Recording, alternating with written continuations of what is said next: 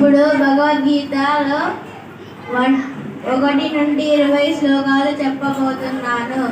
ఓం శ్రీకృష్ణ పరబ్రహ్మణే నమః. శ్రీమద్భగవద్గీత అథ ద్వాదశోऽధ్యాయः. భక్తియోగः. అర్జున ఉవాచ ఏవం సతతయుక్తాయే భక్తా స్వాం పర్యుపాసతే ఏషాప్యక్షరమవ్యక్తం తేషాం కే యోగవిత్తమః. శ్రీభగవానువాచ మయ్యావేశ్య మనో ఏ మాం నిత్యయుక్తా ఉపాసతే